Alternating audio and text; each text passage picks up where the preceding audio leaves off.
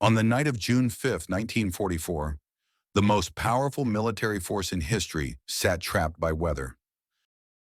Across southern England, more than 150,000 men waited in darkness, sealed in ships, aircraft, and camps, unable to move forward and unable to turn back.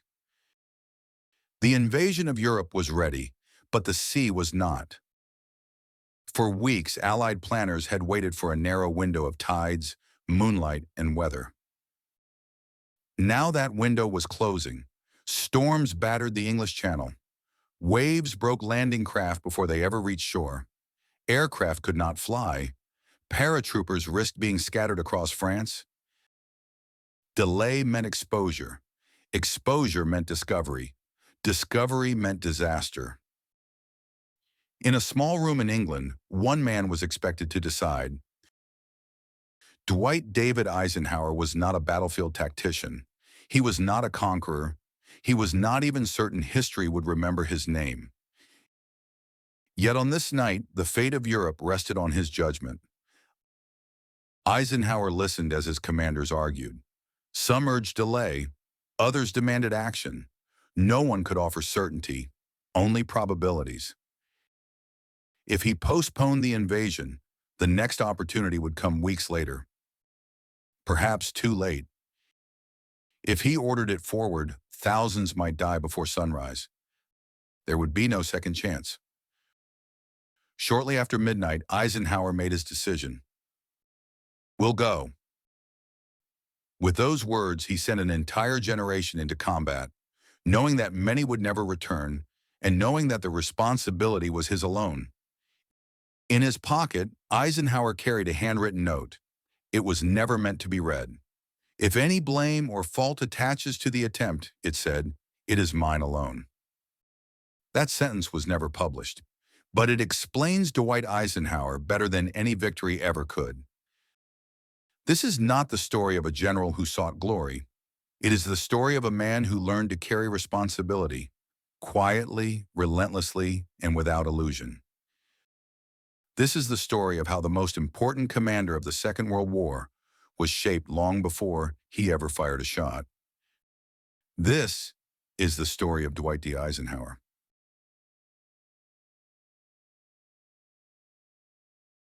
In the quiet heart of the American Midwest, far from the halls of power and the battlefields of Europe, the future Supreme Commander of the Allied Expeditionary Force began his life in obscurity.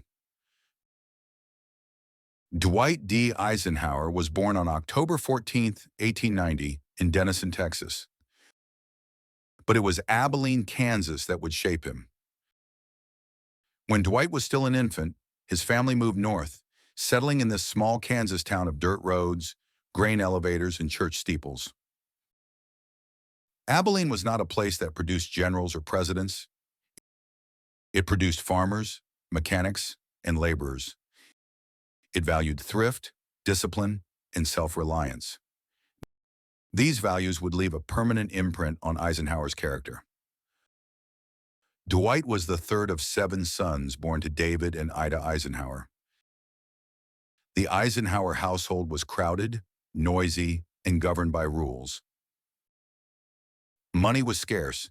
His father worked long hours at a local creamery, while his mother, deeply religious and morally uncompromising, ran the household with quiet authority. The Eisenhowers belonged to the River Brethren, a pacifist Christian sect. Violence was discouraged. War was morally suspect. Ironically, the man who would one day command millions of soldiers grew up in a home where military glory was neither praised nor encouraged. Yet discipline was constant. Each boy was expected to work, to study, and to control his temper. Physical punishment was rare, but expectations were firm. Dwight, known to family and friends as Ike, was energetic, competitive, and often stubborn. He was not naturally gentle. In moments of anger, he struggled to restrain himself, an early flaw that he would spend a lifetime learning to master. Years later, Eisenhower would recall an incident from childhood that haunted him. After losing his temper, he retreated to the family barn and beat his fist bloody against the door, furious with himself for his lack of control. His mother found him there, not with anger, but with disappointment. The lesson was simple and enduring. A man who cannot govern himself cannot govern others. Abilene offered few distractions, but Dwight found refuge in books. He devoured histories of the American Civil War, biographies of generals, and tales of battlefield command. These were not fantasies of glory, but studies of leadership, of decision-making under pressure, of responsibility borne alone. Sports provided another outlet. Eisenhower excelled in football and baseball, where teamwork mattered more than individual brilliance. Victory came from coordination, trust, and discipline. Losing, he learned, was inevitable, but panic was optional. Unlike many future officers, Eisenhower did not grow up dreaming of West Point. His ambitions were practical. He worked at the creamery to help support the family and briefly considered a career in engineering. College seemed unlikely. Money was tight, and there were many mouths to feed. The U.S. Military Academy entered his life almost by accident. A friend had applied for a congressional appointment to West Point and then withdrew. Eisenhower took the opportunity, studied relentlessly, and passed the entrance exams. It was not destiny, it was preparation meeting chance, a pattern that would repeat throughout his life. When Dwight left Abilene in 1911, he carried little with him materially, but he carried something more enduring, a deep respect for ordinary people, an instinctive understanding of cooperation, and an aversion to arrogance. Decades later, as Supreme Allied Commander, Eisenhower would face egos larger than nations, politicians, generals, and entire governments, pulling in different directions. His ability to listen, to compromise without surrendering authority, and to remain calm amid chaos did not originate in war rooms or staff colleges. It began here, in a modest house in Abilene, Kansas, where leadership was learned not through command, but through restraint, not through privilege, but through responsibility, and not through ambition, but through service. The world beyond Abilene was about to change forever, and so was Dwight Eisenhower. In June 1911, Dwight Eisenhower stepped onto the granite grounds of the United States Military Academy, a place where tradition was law, discipline was absolute, and failure was neither romantic nor forgiven. West Point did not exist to inspire, it existed to endure. For Eisenhower, the transition was abrupt. The Academy's rigid hierarchy, relentless schedules, and unforgiving standards bore little resemblance to civilian life. Cadets were stripped of individuality, reduced to uniforms, numbers, and obedience. Every movement was regulated, every mistake recorded. From the beginning, Eisenhower was not exceptional academically. He was capable, but not brilliant. Mathematics demanded effort. Engineering required discipline. He learned quickly that West Point rewarded persistence more than inspiration. What he did possess was resilience. Eisenhower absorbed criticism without resentment and authority without bitterness. He did not rebel against the system, he adapted to it. He learned when to push, when to yield, and when silence carried more weight than argument. These lessons were not taught in classrooms, but they were everywhere. Football became Eisenhower's proving ground. He played as a halfback, aggressive and fearless, earning respect through toughness rather than finesse. In 1912, he faced one of the most celebrated athletes in America, Jim Thorpe. Eisenhower tackled Thorpe repeatedly, refusing to yield ground despite the physical mismatch. It was an act of defiance, not arrogance, but resolve. Then came the injury. A severe knee injury ended Eisenhower's football career abruptly. Surgery was primitive. Pain lingered. The loss was devastating. Athletics had been his emotional outlet, his source of confidence within the academy's pressure cooker environment. Yet the injury altered his path in quiet ways. Removed from the spotlight of competition, Eisenhower turned inward. He spent more time reading military history, observing command structures, and studying the behavior of officers and cadets alike. He learned that leadership was not synonymous with physical dominance. Authority could be exercised through judgment, credibility, and composure. West Point also introduced Eisenhower to the reality of hierarchy. He observed classmates who would later become generals, some brilliant, some mediocre, some dangerously overconfident. Eisenhower noted how rank affected personality, how power revealed character. He was not impressed by theatrics. He valued steadiness. Discipline at West Point was relentless, but impersonal. Punishments were frequent and often arbitrary. Eisenhower accumulated demerits, not for defiance, but for minor infractions. Talking after lights out, small procedural violations, lapses in precision. He accepted them without complaint. The academy was not shaping heroes. It was shaping officers. Eisenhower understood this instinctively. He did not attempt to stand out. He focused on finishing, on endurance, not distinction. In 1915, Eisenhower graduated as part of a class that history would later call the class the stars fell on. A group that produced an extraordinary number of future generals. Eisenhower ranked 61st out of 164 cadets. Respectable, unremarkable. But West Point had accomplished something more important than rank. It had instilled in Eisenhower a belief that leadership was institutional, not personal. That command existed to serve a purpose larger than ego. That order mattered, not because it was rigid, but because chaos was fatal. When Eisenhower left West Point, he did not carry illusions of grandeur. He carried something far more useful: patience, discipline, and an understanding that authority must be earned daily. The United States was still at peace, but the world Eisenhower would one day command was already moving toward war. When Dwight Eisenhower graduated from West Point in the summer of 1915, Europe was already burning. Across the Atlantic, industrialized war had consumed entire nations. Trenches stretched from the North Sea to Switzerland. Empires bled slowly into the mud. Yet the United States remained distant, watchful, divided, and officially neutral. For Eisenhower, the timing of his commission placed him in an uncertain army. The United States military was small, underfunded, and oriented more toward frontier duty than global conflict.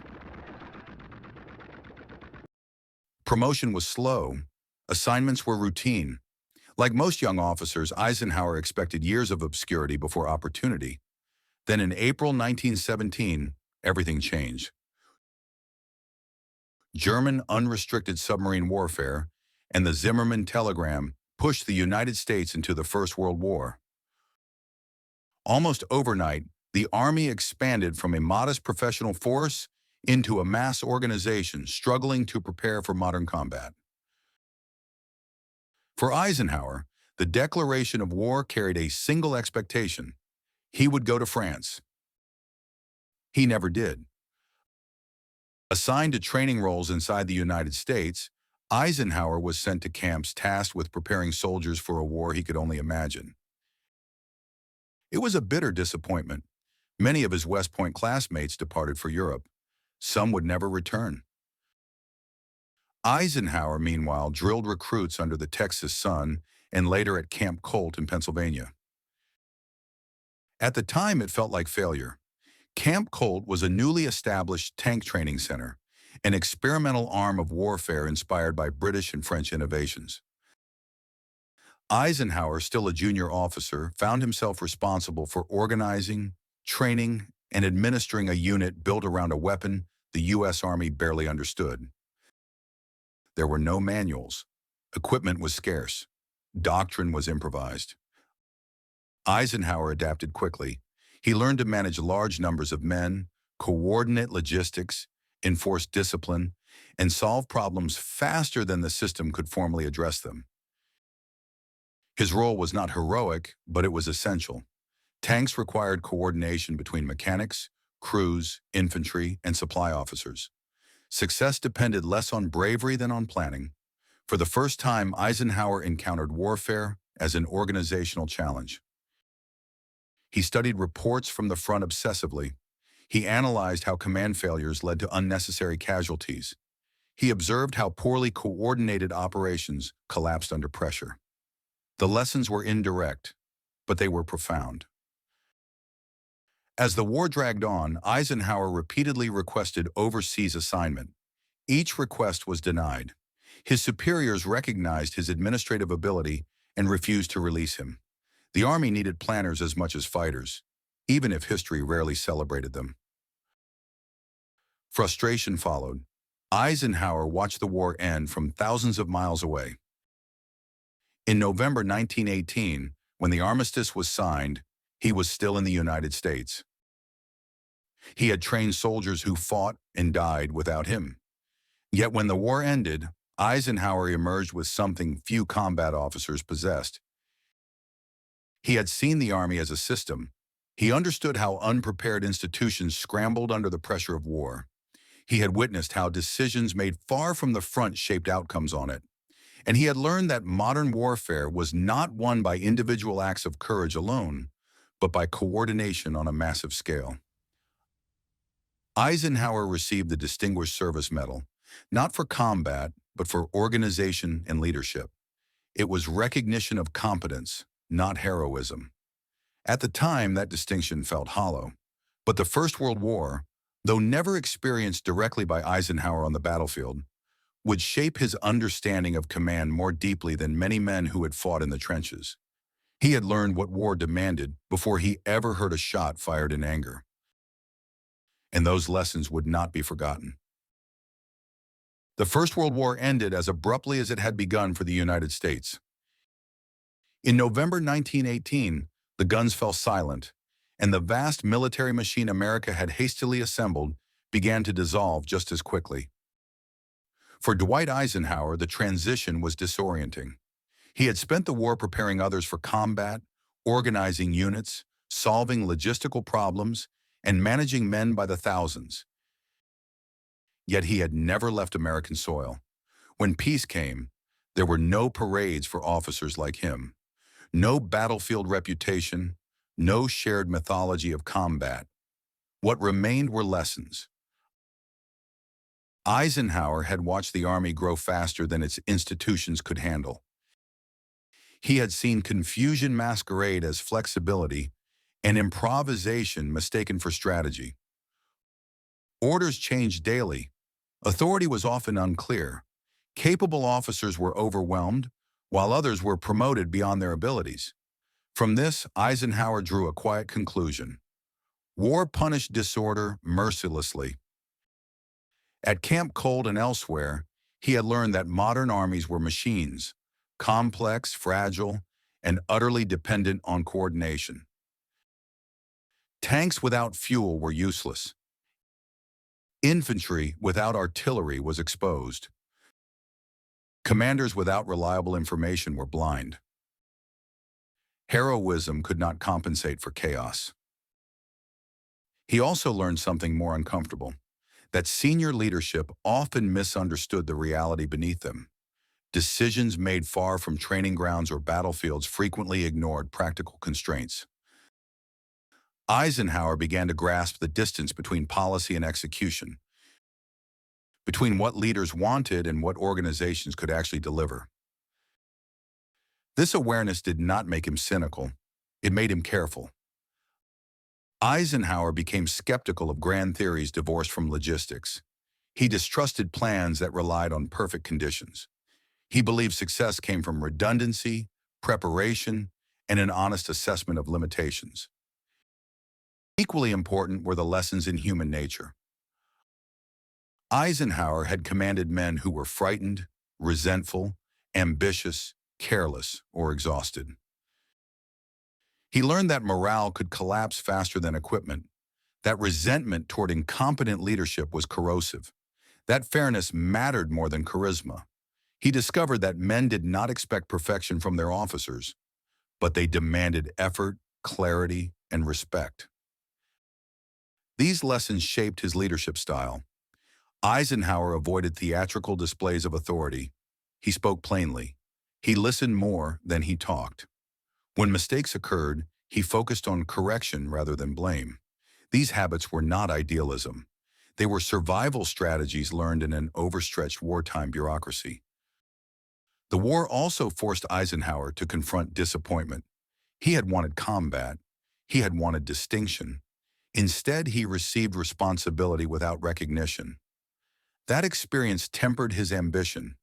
It taught him patience. It taught him that influence did not always come with visibility. Later in life, Eisenhower would understand something many never do. Frustration could be instructive. When the Army rapidly demobilized after the war, Eisenhower, like thousands of officers, faced a stagnant future. Budgets shrank. Promotions slowed to a crawl. The Army retreated into peacetime routines, uncertain of its purpose. Yet Eisenhower remained. He stayed not out of certainty, but out of conviction that the lessons of the war could not be forgotten. Because the next war, he suspected, would be far worse. The First World War had ended, but for Eisenhower, its most important effects were only beginning to take shape. The end of the First World War did not usher in clarity for the United States Army. It ushered in neglect. Budgets were slashed, units were disbanded, equipment rusted in storage. The nation wanted peace, not preparation.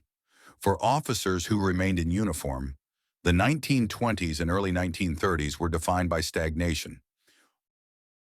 Long years of routine duty with little hope of advancement. Dwight Eisenhower entered this period without distinction to shield him. He was neither a war hero nor a decorated battlefield commander. He was, on paper, an efficient staff officer in an army that no longer valued efficiency. Promotion lists barely moved. Some officers waited a decade or more for a single step up in rank. Eisenhower waited with them. Assignments came and went, training posts, administrative roles, planning duties that rarely attracted attention. At times, the work felt meaningless. The Army trained for a war it believed would never come, using doctrines rooted in the past and equipment already obsolete. Yet Eisenhower refused to drift. He studied relentlessly. Military history, foreign campaigns, emerging theories of mechanized warfare, all became part of his private education. He observed how institutions decayed when denied purpose. He noted how complacency settled into organizations convinced that yesterday's victory guaranteed tomorrow's safety. The interwar army was small, but its internal politics were intense. Officers competed quietly for scarce opportunities. Reputation mattered more than innovation. Original ideas were often viewed as disruptions rather than improvements. Eisenhower learned quickly that advancement required not only competence, but patience and restraint. This environment sharpened his political instincts. He learned how to work within rigid hierarchies without alienating superiors, how to argue a point firmly without making it personal, how to accept rejection without burning bridges. These skills were not glamorous, but they were essential. During this period, Eisenhower also began to understand the fragility of democracies at peace. Civilian leaders, responding to public pressure, consistently underestimated future threats. Military preparedness became a low priority. The Army's warnings were ignored. Eisenhower watched as lessons from the Great War were filed away rather than integrated. It troubled him. He had seen how quickly unprepared institutions collapsed under pressure. He had lived through the chaos of rapid mobilization, and he understood that the next war would not offer the luxury of learning while fighting. Despite the frustration, Eisenhower did not become bitter. Instead, he became methodical. He focused on what he could control: professionalism, preparation, and self-discipline. He refined his ability to work with others, even when he disagreed with them. He learned to see the Army not as it was, but as it might need to be. By the early 1930s, the world beyond America was beginning to darken. Economic collapse, political extremism, and rising militarism signaled that peace was fragile. Eisenhower noticed.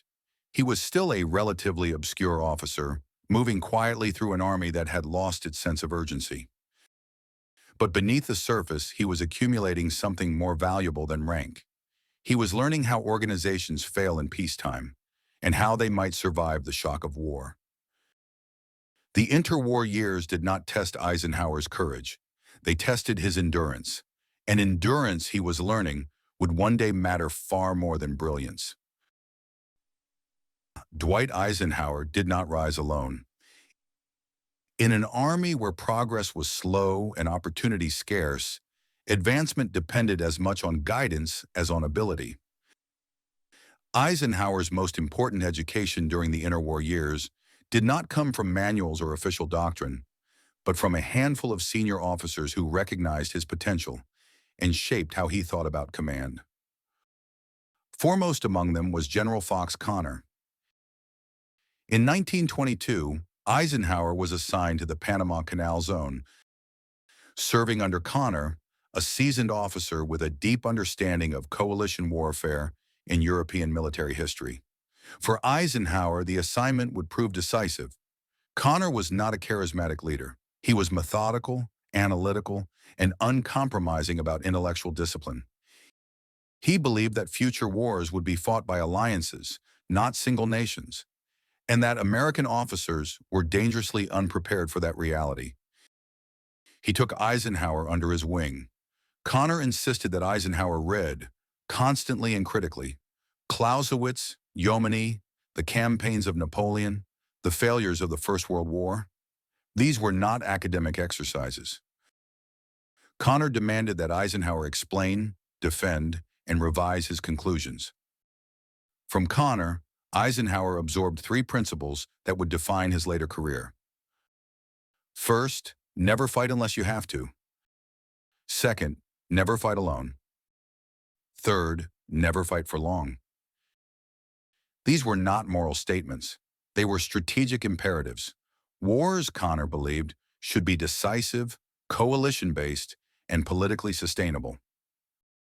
Eisenhower took these ideas seriously, filing them away long before he had any authority to apply them. Connor also taught Eisenhower how generals thought, not how they wanted to be seen, but how they made decisions under pressure. He explained the politics of command, the limits of authority, and the necessity of compromise in multinational operations. Eisenhower listened. If Fox Connor provided Eisenhower with intellectual structure, Douglas MacArthur would provide contrast. Eisenhower served on MacArthur's staff in the early 1930s, first in Washington and later in the Philippines. The two men could not have been more different. MacArthur was theatrical, domineering, and deeply conscious of image. He believed leadership required spectacle. Eisenhower believed it required trust. Their relationship was strained. Eisenhower admired MacArthur's intelligence and decisiveness, but was wary of his ego and intolerance of dissent. He watched how MacArthur surrounded himself with loyalists and punished disagreement. He saw how personal ambition could distort judgment. The tension came to a head during the Bonus Army crisis of 1932, when MacArthur used troops to disperse World War I veterans protesting in Washington. Eisenhower opposed the action privately, fearing its political consequences. MacArthur ignored him. Eisenhower learned a painful lesson.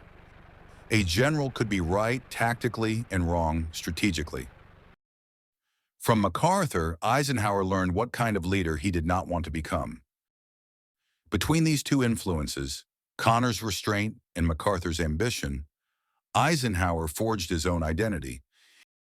He valued preparation over bravado, consensus over command theatrics, and results over reputation. Mentorship did not accelerate Eisenhower's promotions. It did something more important.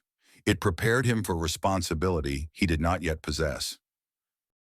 By the mid-1930s, Eisenhower was still largely unknown outside professional military circles.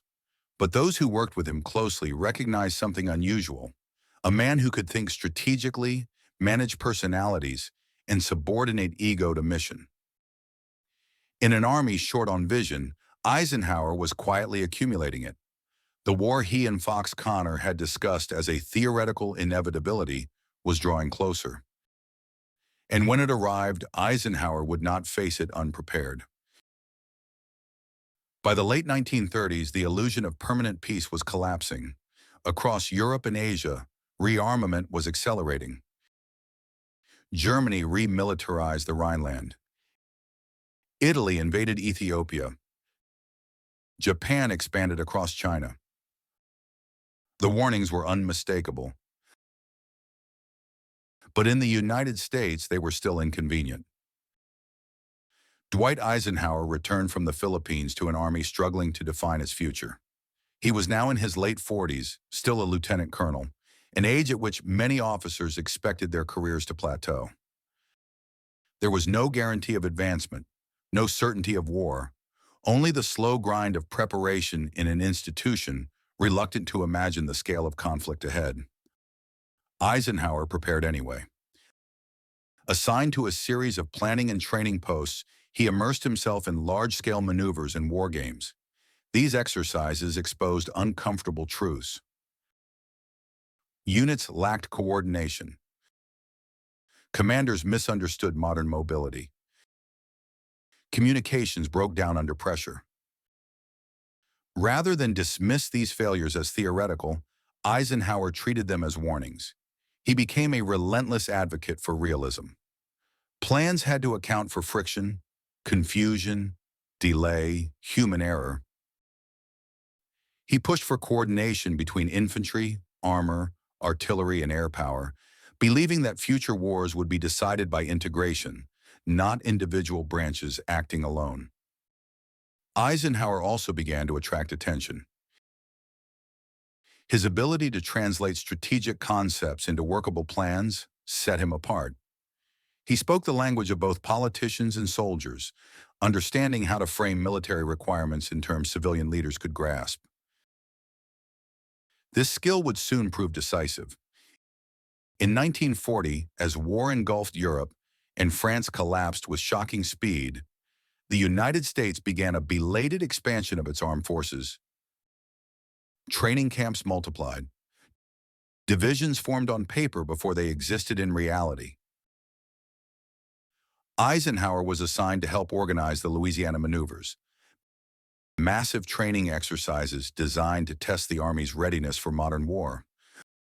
The maneuvers were chaotic, often embarrassing, but invaluable. Eisenhower thrived in the disorder. He identified weaknesses without assigning blame. He adjusted plans rapidly. He coordinated between competing commanders with tact and authority. Senior officers took notice, not because Eisenhower sought attention, but because problems seemed to resolve themselves when he was involved. Among those watching was General George C. Marshall.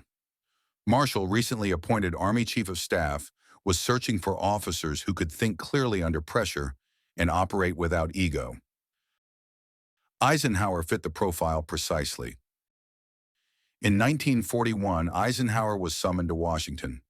His promotion to brigadier general followed almost immediately, a stunning leap after decades of stagnation.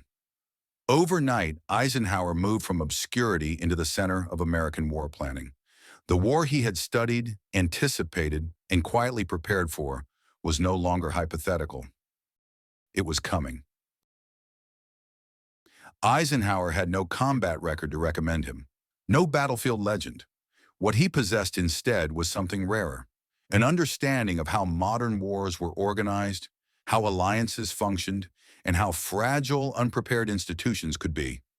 He had been preparing for a war not yet begun, and when that war finally arrived, the Army would discover just how valuable that preparation had been. On the morning of December 7th, 1941, the war Dwight Eisenhower had spent decades anticipating arrived without warning. Japanese aircraft struck Pearl Harbor with devastating precision, crippling the U.S. Pacific Fleet and shattering any remaining illusion that the United States could remain a distant observer. Within hours, the nation was at war, not in theory but in reality. For Eisenhower, the attack marked a turning point both global and deeply personal. He was in Washington serving on the Army General Staff when news of the attack spread through the capital. The shock was immediate. Offices filled with confusion, anger, and urgency. Plans that had existed only as contingencies were suddenly orders. Eisenhower moved without hesitation. He worked around the clock, helping transform emergency responses into coherent strategy. The questions were overwhelming. How to defend the continental United States? How to stabilize the Pacific? How to coordinate with allies already exhausted by years of war? Above all, there was the question of priority, Germany or Japan. The debate was fierce. Public anger demanded revenge in the Pacific. But Eisenhower, echoing the strategic logic he had absorbed years earlier, supported a Europe-first strategy. Germany, he believed, represented the greatest long-term threat. If Britain fell, the war would be lost, regardless of victories in Asia. General George C. Marshall agreed. Marshall relied heavily on Eisenhower during these critical weeks, not for grandstanding, but for clarity. Eisenhower drafted memoranda, analyzed intelligence, and helped shape the framework for a global war effort that would dwarf anything the United States had attempted before. His performance did not go unnoticed. In a matter of months, Eisenhower was promoted again, this time to Major General. The rise was extraordinary. Only weeks earlier, he had been an obscure staff officer. Now he was one of the youngest generals in the Army. With promotion came responsibility. In early 1942, Eisenhower was tasked with overseeing American forces in the European theater, initially as a planner, then as commander. The assignment was daunting.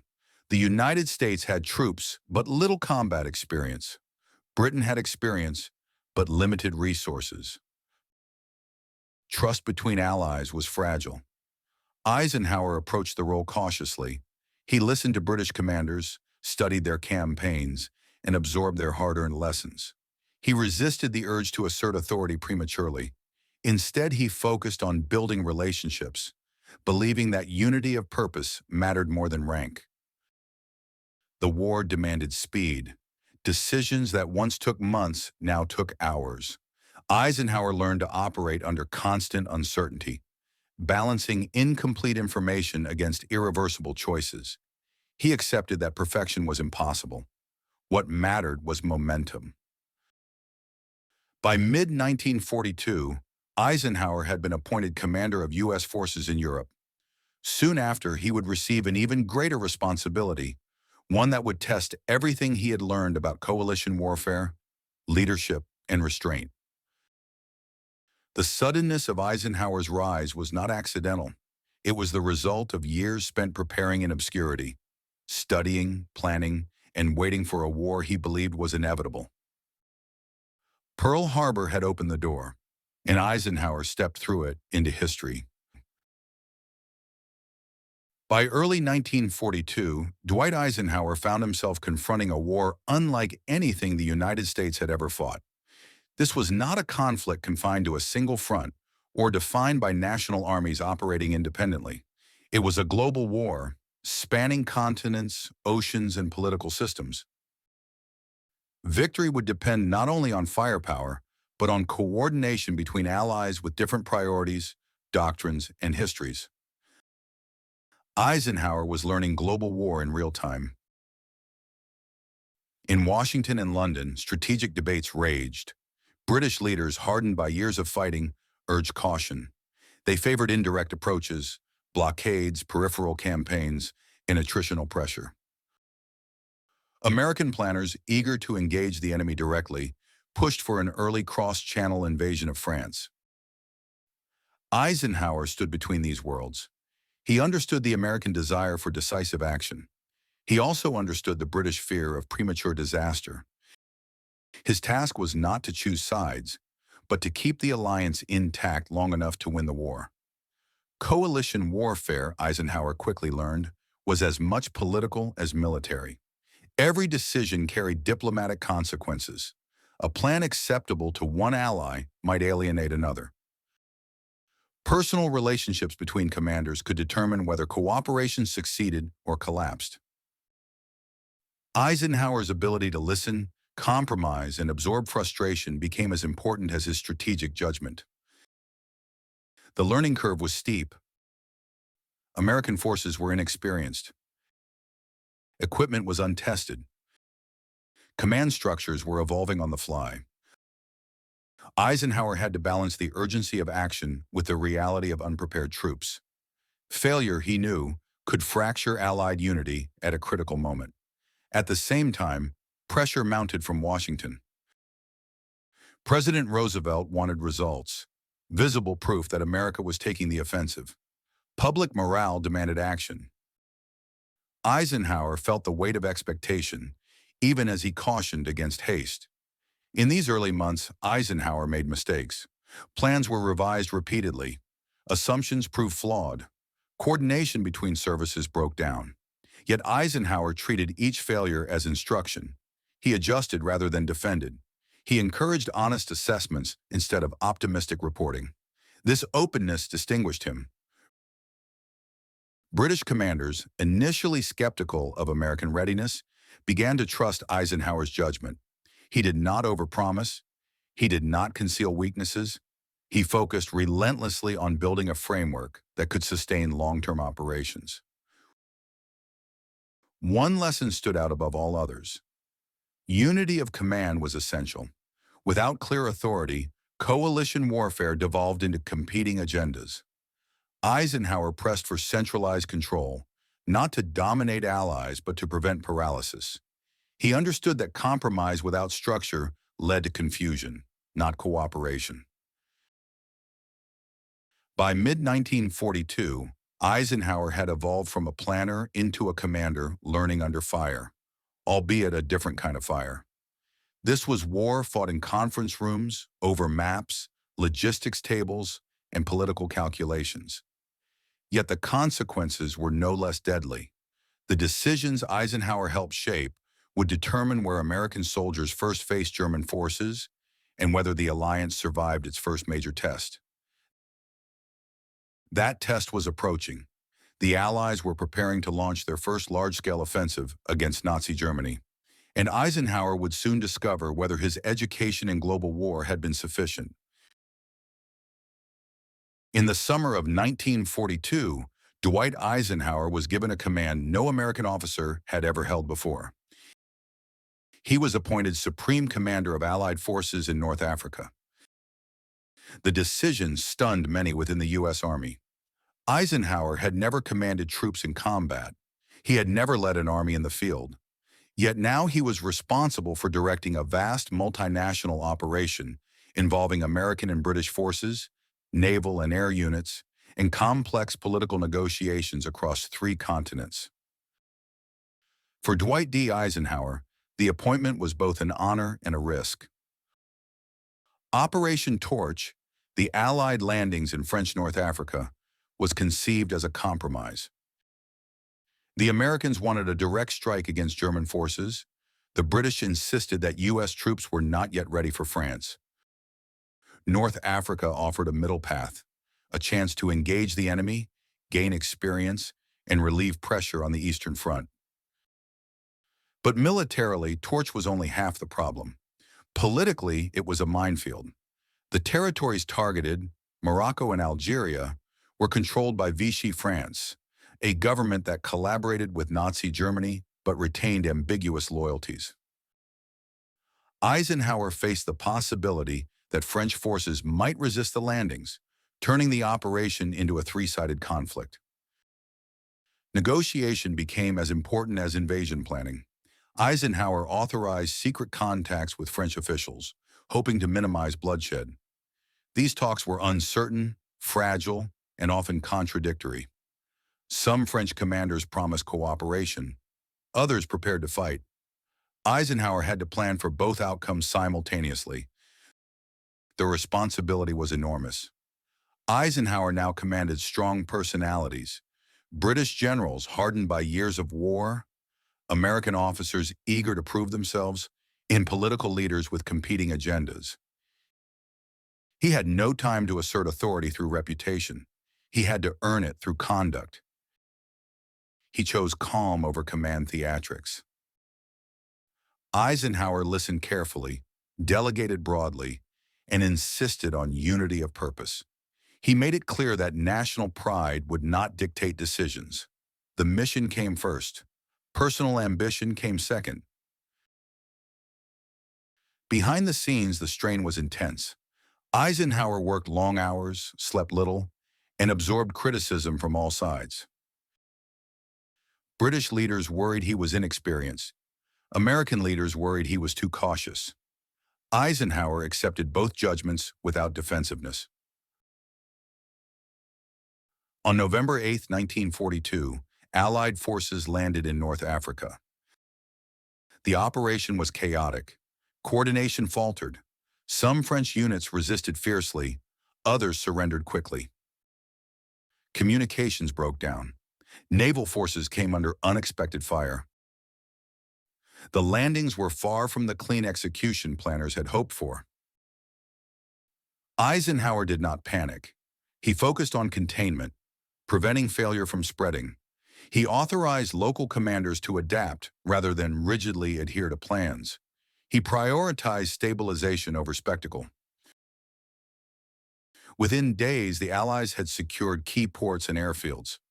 More importantly, Eisenhower had survived his first test as Supreme Commander. Operation Torch was not a flawless success. It exposed weaknesses in Allied coordination and American readiness. But it achieved its strategic objective, establishing a foothold against Axis forces and preserving Allied unity. For Eisenhower personally, it marked a transformation. He was no longer a planner preparing for war. He was a commander learning it, under pressure, in public, and with the fate of an alliance in his hands. The real fighting in North Africa was still ahead, and Eisenhower's education as a wartime leader had only just begun. Victory in the landings did not translate into mastery on the battlefield.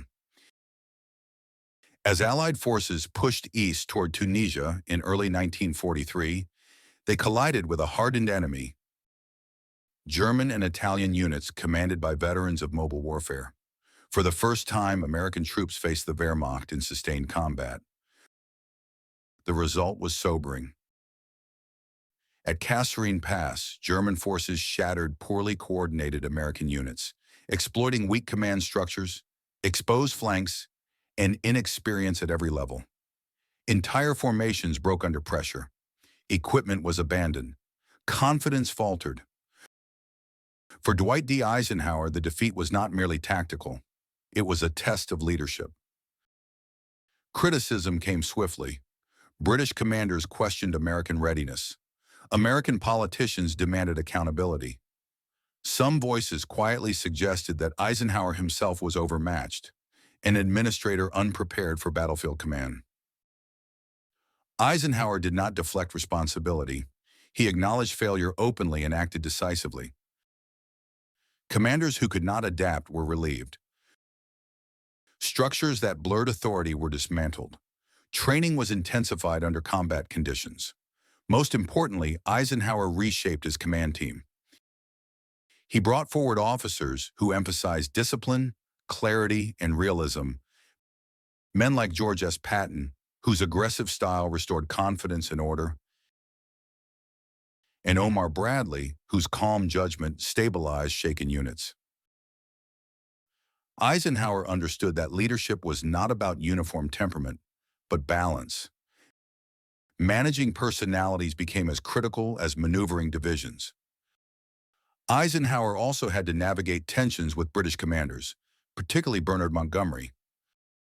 Montgomery favored deliberate preparation and centralized control. American commanders pushed for faster action. Eisenhower mediated constantly, absorbing friction to preserve unity. This was Eisenhower's defining strength. He did not seek personal credit. He did not insist on ideological purity. He focused on outcomes. When decisions angered subordinates, he accepted the cost. When allies disagreed, he negotiated until consensus held. Gradually, the situation changed. American units learned from defeat. Coordination improved. Air and ground forces operated with greater integration. Supply lines stabilized. Confidence returned, not through slogans, but through competence. By the spring of 1943, the Allies closed the trap in Tunisia. Axis forces, outnumbered and cut off, surrendered en masse. More than 250,000 German and Italian troops were taken prisoner, the largest capitulation since Stalingrad. Eisenhower had passed his test, not because he avoided failure, but because he confronted it without denial. North Africa transformed him from a promising commander into a proven one. He had learned that leadership in coalition war required humility, decisiveness, and the willingness to change course under fire. The Allies had learned how to fight together, and Eisenhower had learned how to command them. It was a victory of enormous strategic significance. North Africa was secured. The Mediterranean sea lanes were open. The Allies now possessed a launching point for further operations against Southern Europe. Just as importantly, the myth of German invincibility had been shattered in the West. For American forces, the campaign had been a baptism of fire. They entered North Africa inexperienced and untested. They emerged battle-hardened, disciplined, and increasingly confident. The lessons paid for in blood had been absorbed. Eisenhower understood the cost. He resisted triumphalism. Privately, he reflected on the mistakes that had led to early defeats and the lives lost as a result. Publicly, he emphasized unity, crediting British and American forces alike, careful to avoid national rivalry. This restraint mattered. Allied cohesion was fragile, and Eisenhower knew that future campaigns would strain it further. Victory in Tunisia proved not only that the Allies could defeat Axis armies, but that they could do so together. For Eisenhower personally, the campaign cemented his reputation. He was no longer an untested administrator. He was now a supreme commander who had led an alliance through failure to success. His ability to manage egos, accept criticism, and impose order without alienation had proven decisive. Higher responsibility followed naturally. As planning began for the next phase of the war, Eisenhower remained at the center of Allied strategy. The question was no longer whether he could command, but where he would command next. North Africa was finished. The road ahead led north, across the Mediterranean, and toward the heart of Axis power in Europe, and Eisenhower would be expected to lead the way. Sicily. The island was the gateway to Italy and the Mediterranean, a stepping stone toward the European mainland, and a test of whether the Allies could translate success into momentum. The operation was codenamed Husky, and once again, Dwight Eisenhower stood at the center of an enormous coalition effort. The planning began almost before the fighting in Tunisia had ended. Sicily posed challenges unlike those of North Africa. The island was heavily defended, mountainous, and vulnerable to rapid Axis reinforcement from the Italian mainland. Weather in the Mediterranean was unpredictable. Amphibious landings would require precise coordination between naval, air, and ground forces on an unprecedented scale. Eisenhower's task was to impose unity on complexity.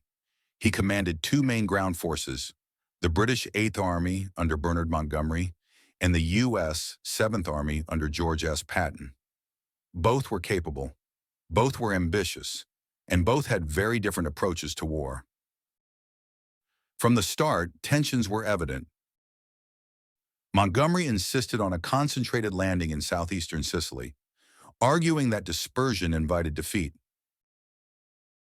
Patton favored a broader front and greater operational freedom. Eisenhower, once again, became the mediator, balancing British caution against American aggressiveness. The compromise satisfied no one completely. On July 10, 1943, Allied forces landed in Sicily amid violent storms. High winds scattered airborne units. Paratroopers landed far from their objectives. Some units fought in isolation for days. Yet Axis resistance was disorganized. Despite initial confusion, Allied forces established beachheads and pushed inland. The landings marked one of the largest amphibious operations in history to that point, a logistical achievement that reflected lessons learned in North Africa.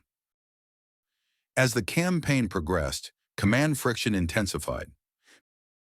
Patton, frustrated by what he saw as excessive caution, launched aggressive advances beyond his assigned objectives. His rapid push toward Palermo, and later Messina, drew headlines and resentment. Montgomery, meanwhile, struggled against stiff German resistance along the eastern axis. Eisenhower faced a familiar dilemma. Patton's initiative threatened unity of command, but it also produced results. Montgomery's methodical approach was sound, but slow. Eisenhower chose pragmatism over pride, allowing Patton limited freedom while ensuring overall coordination remained intact. Sicily fell in August 1943. Axis forces conducted a skillful evacuation across the Strait of Messina, denying the Allies a decisive encirclement. Still, the campaign achieved its strategic purpose. Sicily was secured, Mediterranean shipping lanes were safer, and the pressure on Italy intensified. The political consequences were immediate. Within days of the landings, Benito Mussolini was deposed. Italy's fascist regime collapsed, opening the door to armistice negotiations. Operation Husky was a success, but not a clean one. It exposed ongoing tensions within the Allied command and raised difficult questions about leadership, discipline, and ambition. Eisenhower had to confront not only strategic decisions, but personal behavior, most notably Patton's controversial conduct toward wounded soldiers. Once again, Eisenhower chose balance. He would not sacrifice discipline for results, nor would he fracture the alliance over individual excesses. His handling of Sicily reflected the commander he had become, firm when necessary, flexible when possible, and always focused on the larger war. Sicily was captured, but the campaign hinted at a deeper truth. The closer the Allies moved to Europe, the more difficult coalition warfare would become, and the more Eisenhower's ability to manage it would determine victory or failure. Italy was no longer a reliable Axis partner, but it was not yet an ally. The country was politically fractured, militarily exhausted, and still occupied by large German forces. Any attempt to exploit the situation risked chaos. Eisenhower understood the stakes. Negotiations began secretly between Allied representatives and the new Italian government. Eisenhower oversaw the process with caution, determined to secure surrender without triggering a German takeover of the entire peninsula. On September 3, 1943, Italy signed an armistice. It was announced publicly 5 days later. The result was confusion. Italian units, uncertain whether to fight, surrender, or flee, disintegrated. German forces reacted swiftly, launching Operation Axe, seizing control of key positions and disarming Italian troops. Within days, Germany occupied much of Italy. The Allies now faced a new campaign. Eisenhower directed landings on the Italian mainland, beginning at Salerno and Calabria. Expectations were high. Many believed Italian resistance would collapse as it had in Sicily. They were wrong. German defenses proved formidable. Mountainous terrain, narrow roads, and well-prepared positions turned Italy into a grinding battlefield. Progress was slow and costly. Once again, Eisenhower confronted strategic tension. British leaders, particularly Churchill, viewed Italy as a vital front, an opportunity to draw German forces away from France and Eastern Europe. American planners increasingly saw it as a diversion, consuming resources needed for the eventual invasion of France. Eisenhower stood between these positions. He recognized the political necessity of continuing operations in Italy, while also ensuring that the campaign did not drain Allied strength. His role was not to win every argument, but to preserve unity while maintaining strategic focus. Italy became a war of attrition. Battles at Salerno, Anzio, and Monte Cassino demonstrated how difficult the terrain was and how determined German resistance could be. Gains were measured in miles, not breakthroughs. Eisenhower oversaw the early phases, but increasingly delegated authority as planning intensified for a far greater undertaking. The Italian campaign had achieved its political objective. Italy had left the Axis, but militarily it underscored a sobering reality. Europe would not fall easily. As the fighting dragged on, Eisenhower's attention shifted northward. The decisive battlefield lay across the English Channel. Italy had entered the war on the Allied side, but it was not the war that would decide Europe. That responsibility awaited Eisenhower elsewhere. In December 1943, the war in Europe reached a decisive moment, not on the battlefield, but in the councils of Allied leadership. The long-anticipated invasion of Western Europe could no longer be delayed. Soviet forces were advancing relentlessly from the east. Britain was straining under years of war. The United States now possessed the manpower and industrial strength to strike directly at Nazi Germany. What remained was the most difficult question of all: who would command it? The answer was Dwight D. Eisenhower. At the Tehran Conference, Allied leaders agreed that Eisenhower would be appointed Supreme Allied Commander of the Allied Expeditionary Force. With that decision, he became responsible for the greatest military operation ever attempted. An invasion involving millions of men, multiple nations, and the fate of Europe itself. The appointment was extraordinary. Eisenhower was not the most senior Allied officer. He was not the most famous. He was not the most aggressive battlefield commander. But he possessed something the war now demanded above all else: the ability to hold an alliance together under extreme pressure. In January 1944, Eisenhower arrived in London to assume his new role. There he took command of Supreme Headquarters Allied Expeditionary Force, better known as SHAF. It was not a traditional headquarters. It was a political military balancing act, staffed by officers from across the Allied world, each representing national interests as much as military expertise. Eisenhower inherited a command filled with tension. British and American officers disagreed over strategy, timing, and methods. National pride ran deep. Past sacrifices demanded recognition. Every major decision risked reopening old arguments. Eisenhower's authority, though supreme in title, depended on consent and practice. He moved deliberately. Rather than imposing his will immediately, Eisenhower listened. He met individually with senior commanders. He encouraged debate. He allowed disagreements to surface openly, believing that suppressed resentment was more dangerous than confrontation. At the center of the coming storm was Operation Overlord, the cross-channel invasion of France. Planning for Overlord was already underway when Eisenhower arrived, but many decisions remained unresolved. Where to land? When to land? How to deceive the enemy? How to supply armies once ashore? Eisenhower's role was not to plan every detail, it was to decide. He accepted responsibility without illusion. He knew that failure would not belong to a subordinate or a committee, it would belong to him. The Allied invasion would succeed or fail under his name. The burden was immense. Eisenhower wrote privately of the loneliness of command, of the knowledge that, in the end, no one else could share the final responsibility. Yet he did not retreat into isolation. He relied on his staff, delegated authority, and trusted his commanders, while reserving the right to overrule them when unity demanded it. Political leaders watched closely. President Franklin D. Roosevelt trusted Eisenhower's judgment and temperament. Prime Minister Winston Churchill, though often skeptical, respected Eisenhower's steadiness and commitment to Allied unity.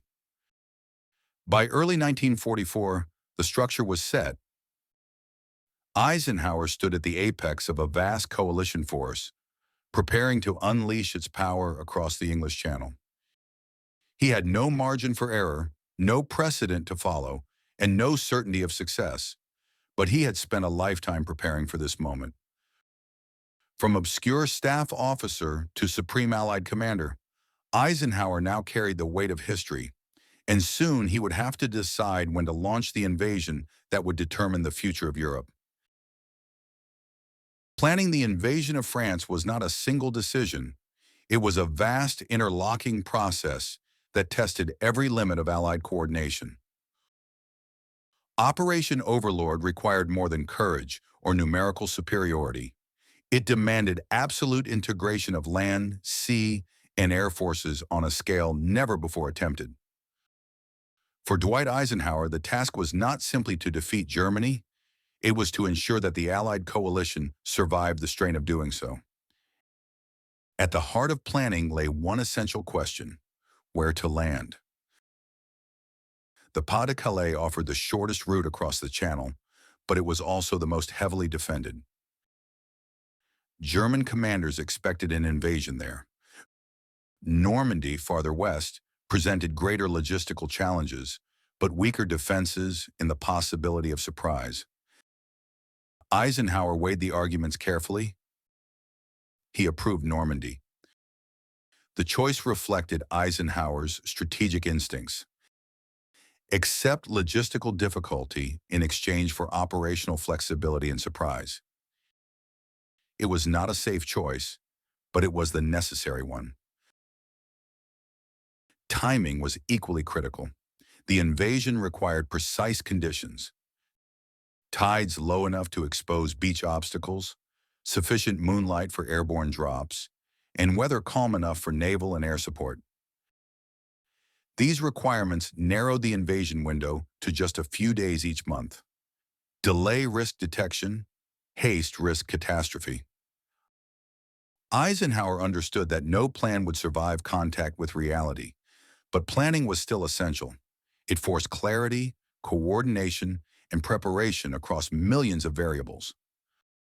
Logistics dominated every discussion. Once ashore, Allied forces would require a constant flow of supplies: food, fuel, ammunition, vehicles, before any port could be captured. To solve this, planners devised Mulberry harbors, massive artificial ports to be assembled off the French coast.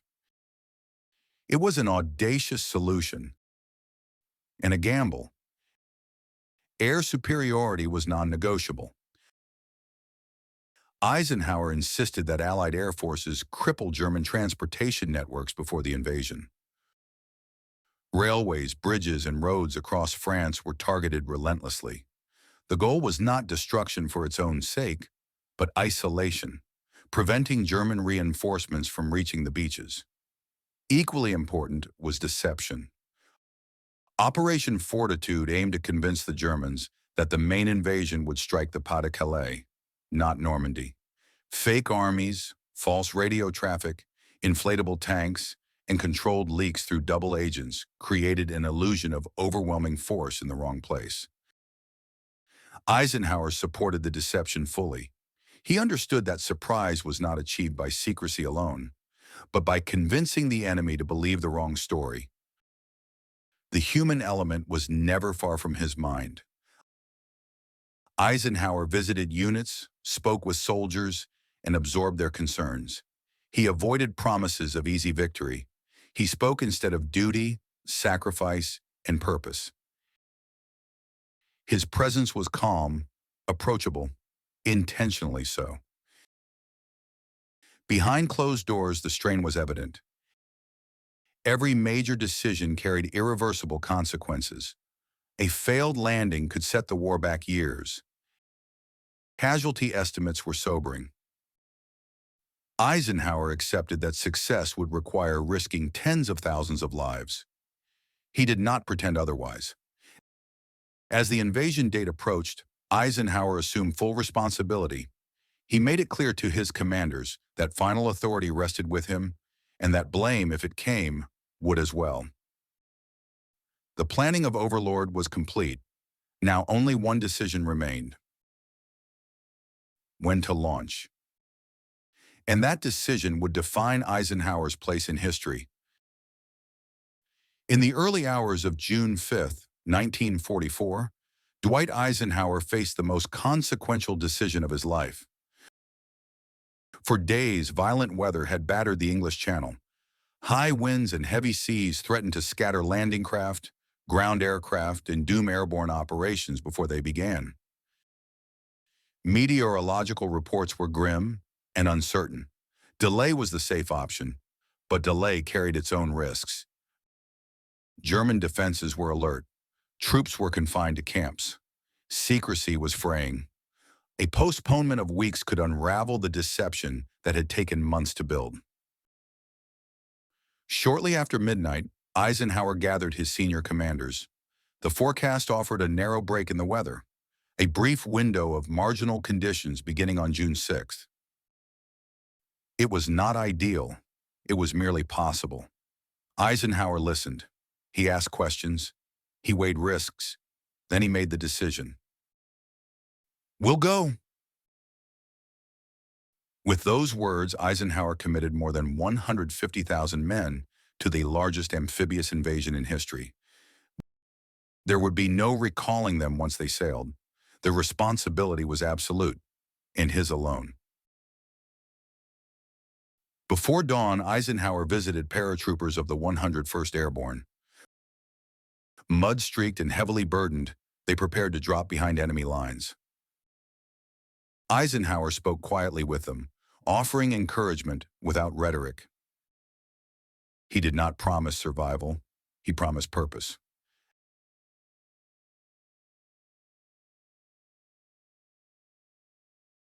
As the night deepened, Allied aircraft crossed the channel. Paratroopers descended into darkness, scattered by cloud and flak. Many landed miles from their objectives. Small groups formed instinctively, fighting isolated actions that disrupted German defenses despite confusion and heavy losses. At sea, an armada unlike any before moved toward France. Warships, transports, landing craft, thousands of vessels advancing in parallel columns. For many soldiers aboard, it was the first time they had seen combat. Seasickness mixed with fear. Silence replaced bravado. At dawn, the coast of Normandy emerged from the mist. 5 beaches lay ahead: Utah, Omaha, Gold, Juneau, and Sword. On some, the landings went better than expected.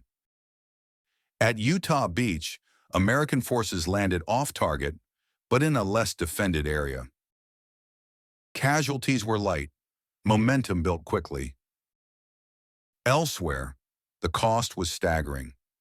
At Omaha Beach, American troops faced intact German defenses, rough seas, and deadly crossfire.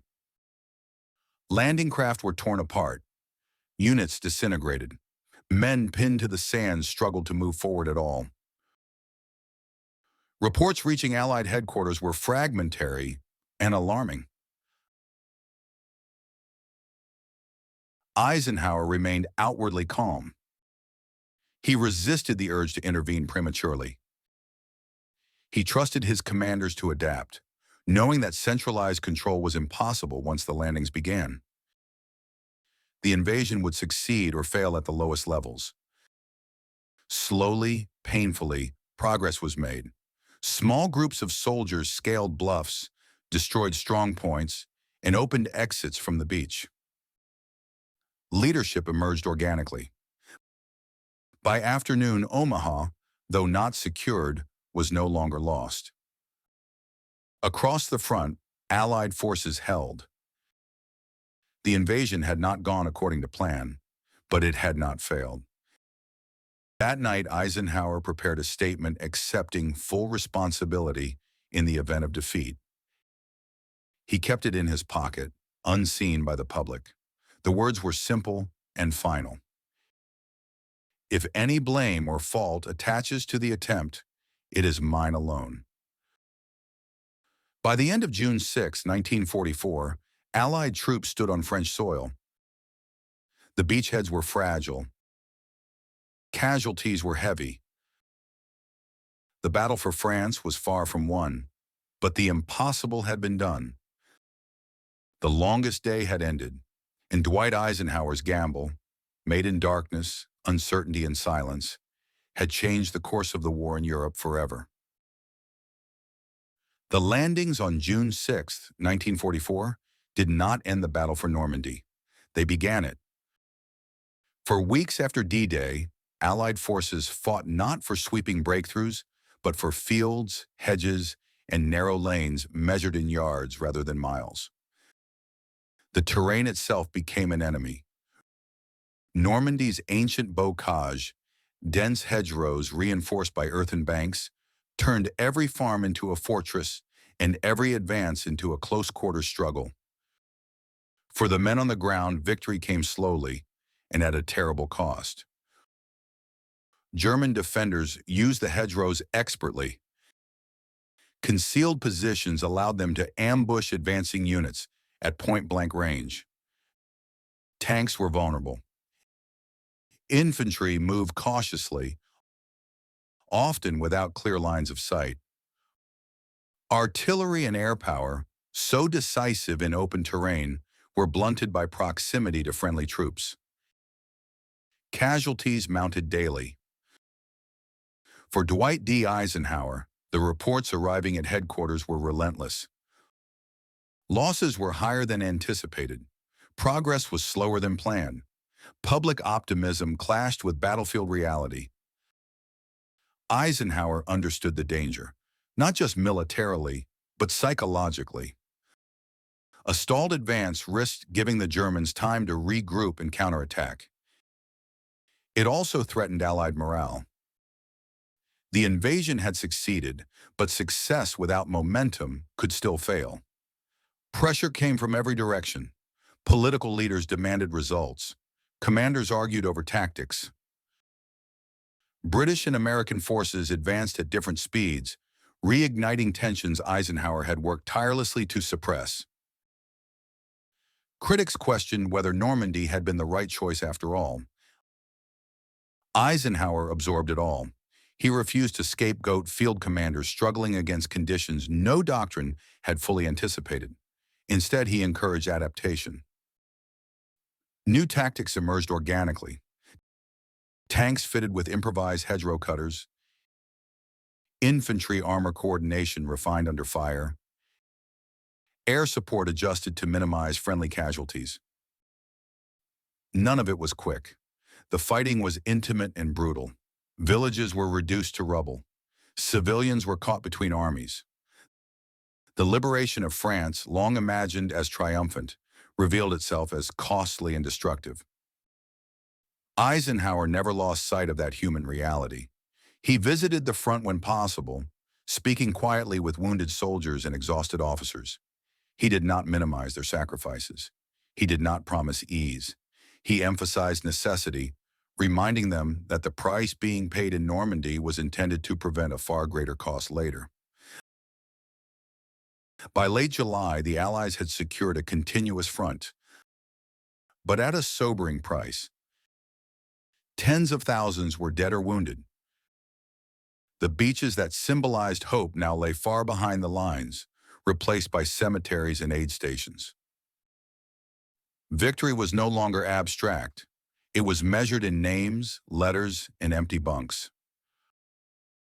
Eisenhower knew this was the true burden of command, not the planning, not the decisions, but the knowledge that every order carried consequences borne by others. Normandy had proven that the Allies could land in Europe. Now they had to break out, and the cost of doing so would test Eisenhower and the men he commanded once more. By late July 1944, the battle for Normandy had reached a critical point. The Allied armies were ashore, but still constrained by terrain and German defenses. Momentum had stalled. Casualties continued to rise. If the front did not break soon, the invasion risked hardening into another war of attrition. Eisenhower knew the situation could not continue. The solution was Operation Cobra, a concentrated American breakout designed to shatter German lines west of Saint-Lô and unleash Allied mobility at last. The plan relied on overwhelming air power to collapse German defenses, followed by a rapid ground assault. It was a gamble. Heavy bombing risked confusion, friendly casualties, and political backlash. But Eisenhower approved it, believing that decisive action now would save lives in the long run. On July 25, 1944, Allied bombers struck German positions with unprecedented intensity. The results were devastating and chaotic. Some American units were hit by short bombs, causing tragic losses, but German defenses were shattered. Command and control collapsed.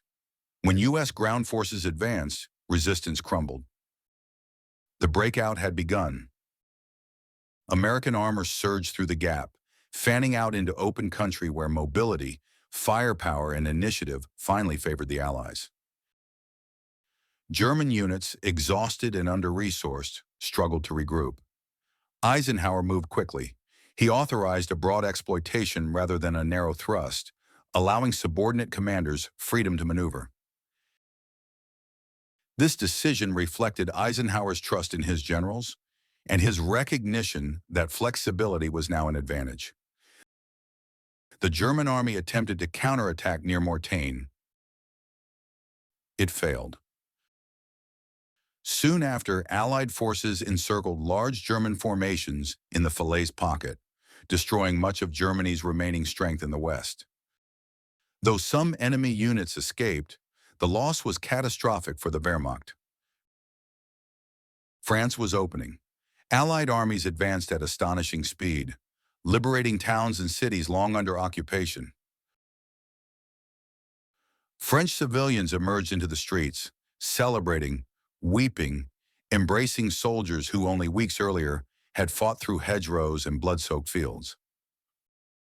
Eisenhower understood the symbolism. He supported the liberation of Paris by French forces, recognizing the political and moral importance of restoring French sovereignty. On August 25, 1944, Paris was freed. For many, it felt like the end of the war. For Eisenhower, it was another transition. Liberation brought new challenges: supply shortages, stretched lines, and renewed tension between Allied commanders eager to pursue different strategies. Success, like failure, tested unity. But the strategic reality was clear. The German army in France had been broken. Normandy, once a killing ground, had become a gateway. The Allies were no longer fighting for a foothold in Europe. They were fighting for its freedom. And Dwight Eisenhower, having guided the invasion through its most perilous phase, now faced the final and most dangerous stage of the war in the West.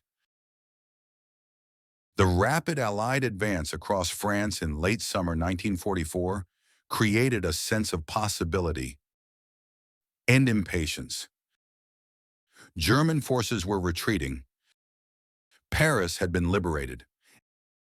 Allied armies surged toward the borders of Germany faster than planners had anticipated. To many commanders, it seemed that the war in the West might be ended with one bold stroke. The question was how? Field Marshal Bernard Montgomery proposed an audacious plan, a narrow thrust through the Netherlands, bypassing Germany's fortified western defenses and driving straight into the Ruhr, the industrial heart of the Reich. The operation was codenamed Market Garden. It combined two elements. Market would be an airborne assault, with Allied paratroopers seizing a series of bridges deep behind enemy lines.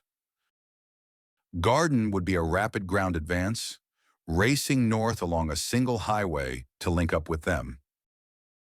If it worked, the war might end by Christmas. Dwight Eisenhower approved the operation, cautiously. He was skeptical of its narrow front and heavy reliance on speed and surprise. But political pressure, Montgomery's confidence, and the desire to maintain momentum weighed heavily. Eisenhower authorized Market Garden as a limited offensive, not the decisive blow Montgomery envisioned. From the beginning, the risks were clear. The plan depended on perfect timing, reliable intelligence, and uninterrupted supply along a single road. German resistance in the area was underestimated. Weather threatened airborne resupply. Failure at any bridge could doom the entire operation. On September 17, 1944, Allied airborne forces dropped into the Netherlands. Initial successes were encouraging. Several bridges were captured intact, but resistance stiffened quickly. German units, including armored formations, responded faster and more effectively than expected. At Arnhem, the final and most distant objective, British paratroopers encountered unexpectedly strong defenses. They held out heroically, but in isolation. The ground advance faltered. Congestion, counterattacks, and logistical delays slowed progress along the narrow highway. The link-up failed. After days of brutal fighting, the surviving airborne troops at Arnhem were withdrawn. Market Garden had failed. The consequences were sobering. Thousands of Allied soldiers were killed, wounded, or captured. The hoped-for breakthrough into Germany did not materialize. The war would continue into 1945. Criticism followed. Some blamed Montgomery's optimism. Others questioned Eisenhower's decision to approve the plan at all. The failure exposed deep strategic disagreements within the Allied command. Eisenhower accepted responsibility. He did not deflect blame onto subordinates. He acknowledged the risks he had accepted and the costs that followed. Privately, the operation reinforced his belief that wars were rarely won by single dramatic gambles. Yet Market Garden was not a total failure. It liberated large portions of the Netherlands and forced Germany to commit valuable reserves. But it did not achieve its central objective, and its failure hardened German defenses along the Western Front. For Eisenhower, the lesson was clear. Momentum was valuable, but not decisive on its own. The enemy was wounded, not defeated, and overconfidence, even after success, could be deadly. The war would not end quickly, and the Allies would soon face one last desperate German counterstroke, one that would test Eisenhower's leadership more severely than any failure had. By the winter of 1944, many in the Allied high command believed the war in Europe was entering its final phase. German forces were retreating on all fronts. Allied armies stood along the borders of the Reich. The enemy appeared exhausted, short of fuel, aircraft, and trained manpower. Few expected Germany to mount a major offensive. They were wrong. On December 16, 1944, Under the cover of darkness, snow, and thick fog, German forces launched a massive surprise attack through the Ardennes forest, a sector considered too rugged and quiet for a large-scale assault. The result was chaos. Thinly held Allied lines collapsed under the sudden weight of armor and infantry. Communications failed. Units were overrun or cut off. German spearheads drove deep into Allied territory, creating a bulge in the front line that would give the battle its name. For Dwight Eisenhower, the moment demanded clarity, not panic. Reports were fragmentary and alarming. Some commanders feared a catastrophe, a possible split between American and British forces. Public confidence wavered. The largest German offensive since Normandy was underway. Eisenhower responded immediately. He recognized that the German attack, though dangerous, revealed strategic desperation. Germany had committed its last reserves in a single gamble. If the offensive could be contained and crushed, the war would be effectively decided. Eisenhower's first priority was stabilization. He ordered reserves rushed to the front, redirected entire armies, and granted commanders extraordinary freedom to act. He temporarily placed American forces north of the Bulge under British Field Marshal Montgomery's command. An unpopular but necessary decision to restore coordination. Unity mattered more than pride. At the same time, Eisenhower trusted aggressive commanders to counterattack where possible. The defense of Bastogne, where American paratroopers held out against encirclement, became a symbol of resistance. When German forces demanded surrender, the reply was blunt and defiant. Nuts. As the weather cleared, Allied air power returned with devastating effect. German supply lines were exposed. Fuel shortages crippled their advance. Momentum slowed, then stopped. Eisenhower ordered a coordinated counteroffensive. From north and south, Allied forces closed the Bulge, grinding down German units that could no longer retreat effectively. The fighting was brutal, conducted in freezing conditions that claimed lives as surely as enemy fire. By late January 1945, the Bulge was eliminated. The German army had suffered catastrophic losses: men, tanks, aircraft, and irreplaceable experience. The last strategic reserve of the Third Reich was gone. Eisenhower had faced the greatest crisis of his command. He had not won it through brilliance or daring, but through composure, flexibility, and trust in his commanders. He absorbed political pressure, resisted premature decisions, and focused relentlessly on the broader strategic picture. The Battle of the Bulge marked the end of Germany's ability to conduct large-scale offensive operations in the West. From that point forward, defeat was inevitable. For Eisenhower, it was the ultimate validation of his leadership philosophy: calm under pressure, unity over ego, and patience in the face of fear. The road to Germany now lay open, and the end of the war in Europe was finally in sight. The defeat of the German offensive in the Ardennes marked a decisive turning point. By early 1945, the German army in the West was shattered. Its reserves were exhausted, its air force was crippled. Fuel shortages immobilized what armor remained. Allied armies, reinforced and reorganized, now faced an enemy that could no longer recover. Dwight Eisenhower turned from defense to destruction. The final advance into Germany unfolded on a scale that dwarfed earlier campaigns. Allied forces pushed eastward across the Rhine, capturing bridges, forcing crossings, and breaking through defensive lines that existed more on maps than in reality. In March 1945, American forces seized the Ludendorff Bridge at Remagen intact.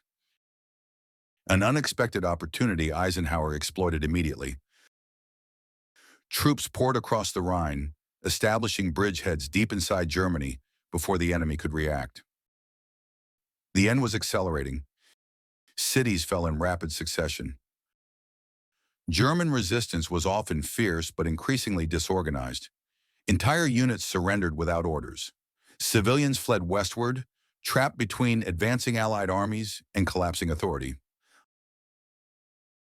Eisenhower faced a critical decision. As Allied forces raced forward, some commanders urged a direct drive on Berlin. The symbolic prize was enormous, but Eisenhower declined. Berlin lay deep within the Soviet zone of advance, agreed upon in Allied conferences. A race to the city risked massive casualties and political conflict with the Soviet Union. Eisenhower chose instead to destroy the remaining German armies and secure southern Germany and Austria. It was a controversial decision. Critics later argued that Eisenhower had surrendered prestige. Eisenhower accepted the criticism without regret. His objective, he believed, was not symbols, but victory. As Allied troops advanced, they uncovered evidence of Nazi crimes on an unimaginable scale. Concentration camps liberated by American forces revealed systematic murder, starvation, and cruelty. Eisenhower insisted that these sites be documented thoroughly. He ordered soldiers, journalists, and politicians to witness the evidence, believing the truth must be preserved against denial. Germany's collapse was now complete. On April 30th, 1945, Adolf Hitler committed suicide in Berlin. His regime disintegrated within days. German commanders sought terms. On May 7, 1945, Germany surrendered unconditionally. The war in Europe was over. For Eisenhower, the moment was subdued. There were no celebrations at his headquarters, only exhaustion and reflection. Millions were dead. Cities lay in ruins. Victory had been achieved, but at a cost that defied comprehension. Eisenhower had commanded the greatest coalition force in history. He had guided it through invasion, defeat, crisis, and final triumph.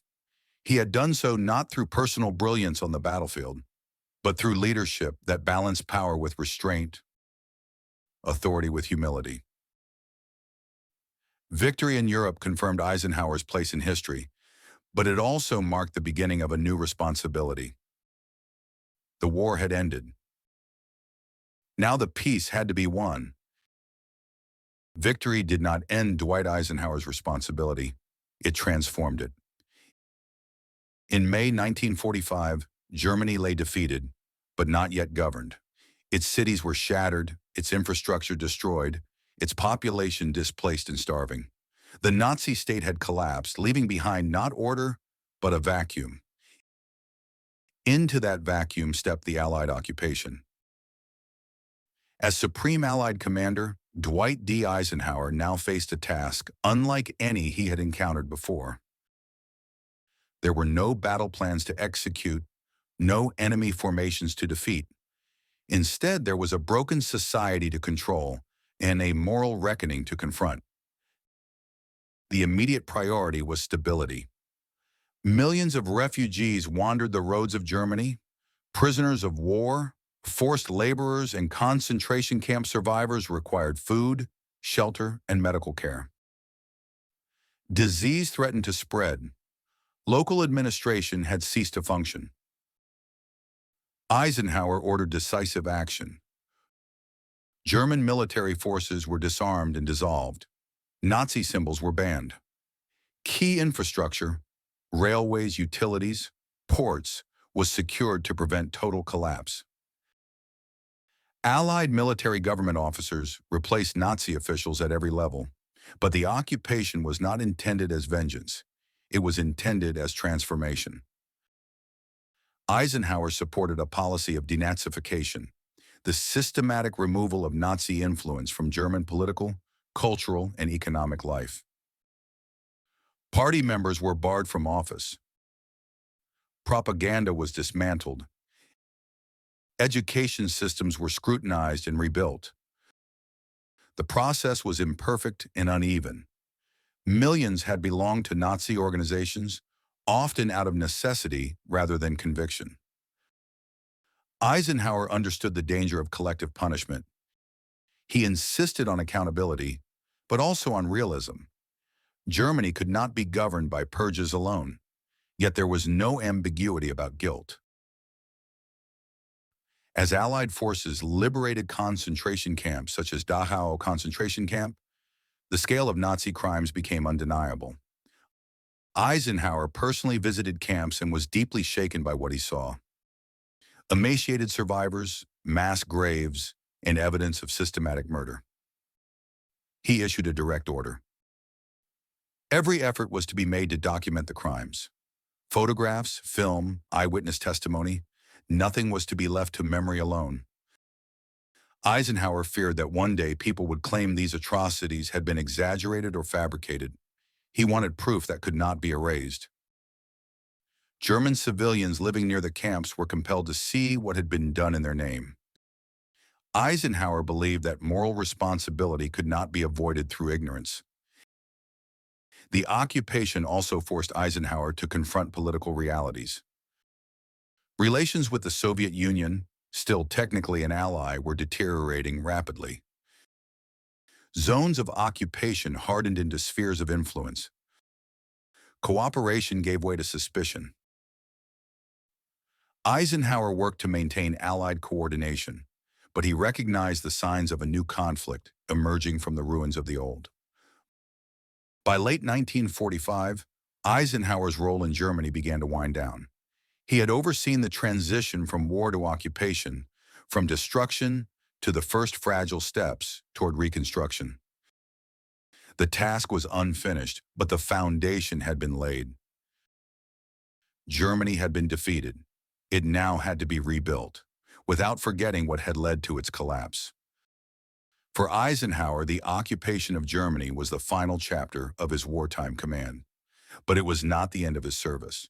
The world he now confronted would be shaped not by total war, but by uneasy peace, nuclear weapons, and ideological rivalry. And Eisenhower would soon be called upon once more. When Dwight Eisenhower returned to the United States in late 1945, he was no longer simply a general. He was a symbol.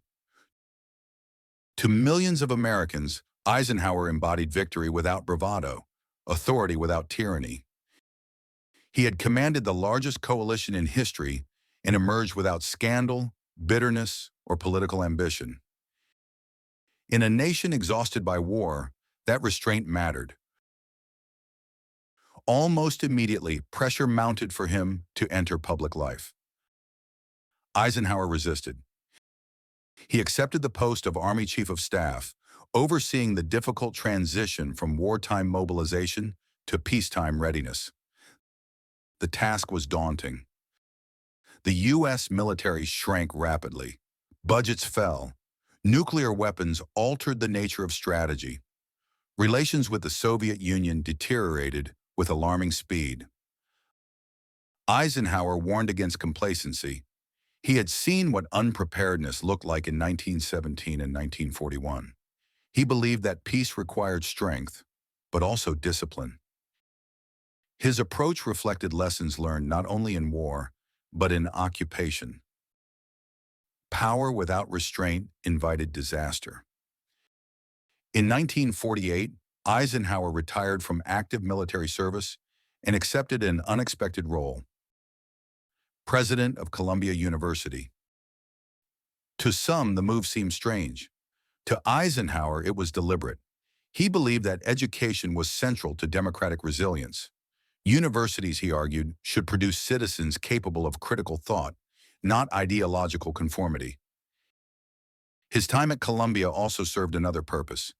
It placed distance between him and uniformed authority, reinforcing civilian control of the military. Still, politics refused to let him go. Both major political parties courted Eisenhower relentlessly. Democrats and Republicans alike saw him as a unifying figure capable of transcending partisan division. For years, Eisenhower declined, but events intervened. The Cold War intensified. The Soviet Union tested nuclear weapons. Communist forces triumphed in China. And in 1950, war erupted in Korea. American casualties mounted. Public confidence wavered.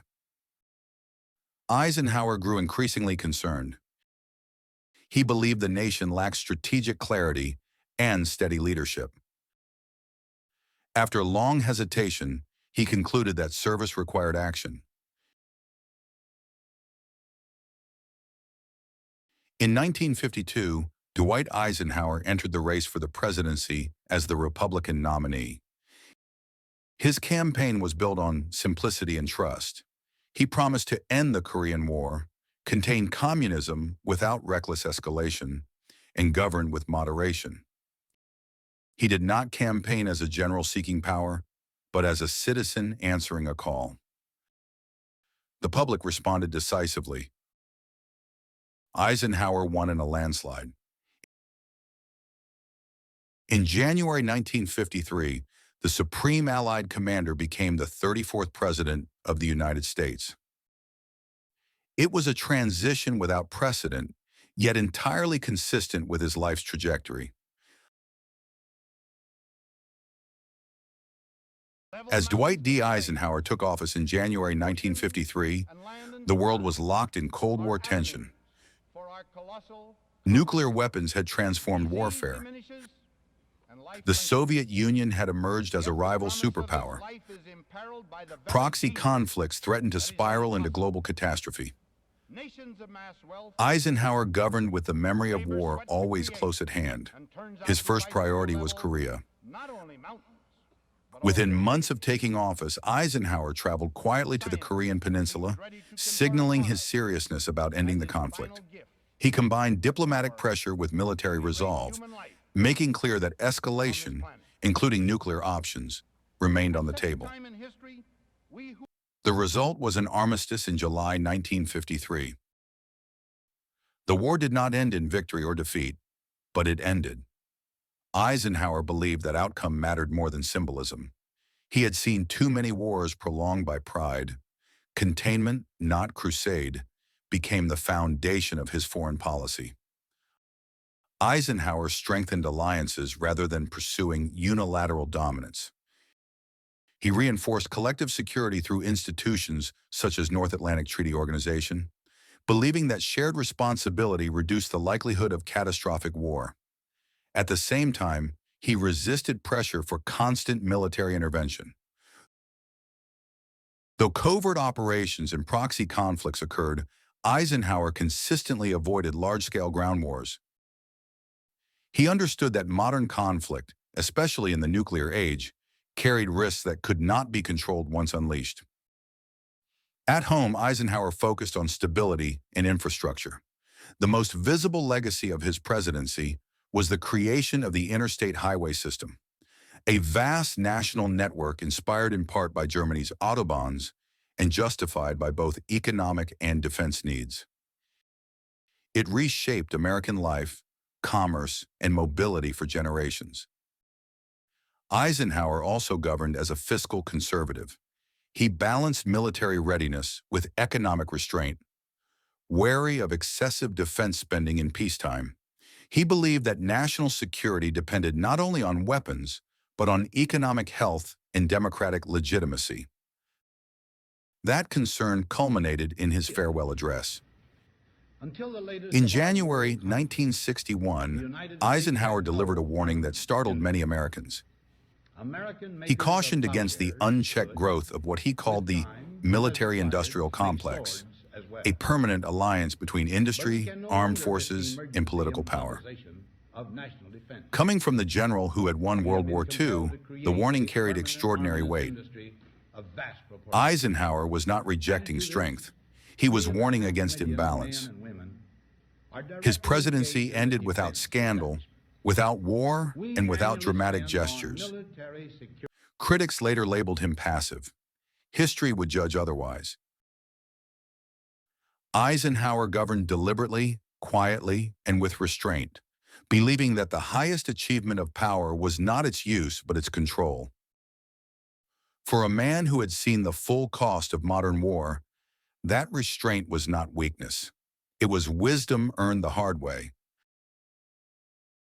Dwight Eisenhower never fit the traditional image of a conqueror. He was not a battlefield tactician in the mold of Napoleon, nor a charismatic firebrand who inspired through spectacle. His leadership was quieter, less visible, but no less consequential. It was rooted not in brilliance, but in character. That character had been shaped long before the war. Eisenhower learned early the value of self-control, patience, and humility. He understood his own temper and worked relentlessly to master it. Anger, he believed, clouded judgment. Leaders who lost control of themselves could not expect to command others effectively. Throughout his career, Eisenhower avoided the illusion of infallibility. He encouraged disagreement among his subordinates, believing that honest debate strengthened decisions. He listened carefully, weighed competing arguments, and then made choices without dramatics. Once a decision was made, he expected loyalty, but he never demanded blind obedience. Responsibility, in Eisenhower's view, was absolute. He accepted blame publicly and distributed credit privately. When operations failed, he did not search for scapegoats. When they succeeded, he deflected praise. This approach was not modesty, it was strategy. Eisenhower believed that morale and trust were the true currency of command. Coalition leadership demanded emotional intelligence. Eisenhower commanded not just armies, but egos, men like Patton, Montgomery, Churchill, de Gaulle. Each brought ambition, pride, and national interest into every discussion. Eisenhower absorbed friction so that others could function. He rarely won arguments outright. Instead, he built consensus slowly, allowing others to feel ownership of decisions. The process was exhausting, but it worked. Allied unity, fragile and often strained, held together under his command. Eisenhower also understood the limits of power. He was wary of grand gestures and decisive gambles that ignored political reality. His caution was sometimes mistaken for indecision. In truth, it reflected an awareness that war was not merely a military contest, but a human one, with consequences extending far beyond the battlefield. Above all, Eisenhower valued peace. He had seen modern war in its totality, industrial, ideological, and genocidal. He knew that victory could be hollow if it destroyed the values it claimed to defend. His leadership was guided by restraint, not because he lacked resolve, but because he understood its cost. Eisenhower once said that leadership was the art of getting someone else to do something you want done because they want to do it. It was not a formula for glory, it was a philosophy of responsibility. In war and in peace, Dwight Eisenhower led not by domination, but by trust, by steadiness, judgment, and a deep awareness of the burden command placed on those who exercised it. That character, more than any single battle or decision, defined his legacy. Assessing Dwight Eisenhower has never been simple. He did not fit neatly into heroic archetypes. He left behind no sweeping battlefield maneuvers bearing his name, no dramatic last stands, no singular moment of tactical genius that could be reduced to legend. For many years after his death, this absence led some critics to underestimate him. History has been steadily correcting that mistake. Eisenhower's achievement was not tactical brilliance, it was strategic mastery at the highest level. He commanded not divisions, but coalitions, not battles, but systems. His success lay in his ability to integrate military power with political reality across multiple nations, cultures, and personalities. Few commanders in history have faced that challenge. Unlike generals who fought under a single flag, Eisenhower operated within an alliance where authority was negotiated rather than absolute. British and American interests diverged, Personalities clashed. National pride demanded recognition. That the alliance held, through invasion, crisis, and final victory, is itself evidence of Eisenhower's effectiveness. Comparisons are inevitable. Montgomery was more methodical, Patton was more aggressive, MacArthur was more theatrical. But none of them could have done Eisenhower's job as he did it. Supreme command in Europe required patience, empathy, and political instinct as much as military skill. Critics have questioned specific decisions. Why not strike for Berlin? Why approve Market Garden? Why tolerate slow advances at times and broad fronts at others? Eisenhower's answers were consistent. The goal was not glory, but victory with the lowest acceptable cost and the highest political stability afterward. In this, he differed from many historical commanders. Eisenhower understood that wars do not end when armies surrender. They end when societies accept peace. His decisions were shaped by what would follow victory as much as by victory itself. As president, this perspective deepened. Early assessments of Eisenhower's presidency labeled it passive or uninspired. Later scholarship revealed a different picture. A deliberate, restrained leader who navigated nuclear danger with caution and preserved stability during one of the most volatile periods in modern history. Taken together, Eisenhower's military and political careers form a coherent whole. He was a leader formed by preparation, tested by crisis, and guided by restraint. He valued institutions over individuals, process over impulse, and long-term outcomes over immediate acclaim. In the end, Eisenhower may best be understood not as a hero of action, but as a guardian of balance. In an age of extremes, he chose steadiness. In a century defined by destruction, he sought control. History increasingly recognizes that this, too, is a form of greatness. Dwight David Eisenhower died on March 28, 1969, at the age of 78. By then, the world he had helped shape was already changing. New conflicts had emerged, new generations questioned old assumptions, and the memory of the Second World War was beginning to fade from lived experience into history. Yet Eisenhower's life remained a bridge between eras, between a world of total war and one struggling to avoid it. He never sought to be remembered as a hero. Eisenhower distrusted hero worship. He believed it distorted judgment and obscured responsibility. Victory, in his view, was never the achievement of one man, but of millions acting together, often anonymously, often at terrible cost. What set Eisenhower apart was not brilliance in isolation, but steadiness under burden. He rose not through charisma, but through preparation, not through dominance, but through restraint. He learned early that leadership was not about imposing will, but about managing complexity.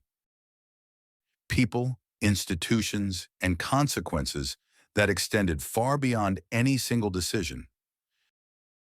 As Supreme Allied Commander, Eisenhower bore responsibility for choices that sent men into combat knowing many would not return. He carried that weight quietly, without spectacle, and without evasion. His handwritten note accepting blame for a failed invasion, never used, never shown, reveals a man who understood the moral cost of command. As president, he carried the same awareness into peacetime power. Eisenhower governed with memory. He remembered the trenches that stretched across Europe, the camps that revealed humanity's capacity for cruelty, and the fragile alliances that had held just long enough to prevail. His warnings about unchecked power, delivered at the end of his presidency, were not abstract theory. They were lived experience. Eisenhower's legacy does not rest on a single speech, battle, or law. It rests on something rarer, the consistent exercise of judgment in moments when excess of ambition, force, or pride would have been easier. He demonstrated that leadership could be firm without being cruel, decisive without being reckless, and powerful without being intoxicated by power itself. In the end, Eisenhower returned to where his journey had begun, not geographically, but philosophically, to the belief that leadership exists to serve, not to glorify, that peace is not weakness, and that the greatest victories are often the ones that prevent catastrophe rather than create spectacle. Dwight D. Eisenhower was not the loudest voice of his century, but when the world stood at its most dangerous crossroads, it was his steady hand that guided it through. That is how history remembers him, and that is why he endures. If you like this video, please feel free to hit the like button and subscribe to our channel for more exciting stories about World War II.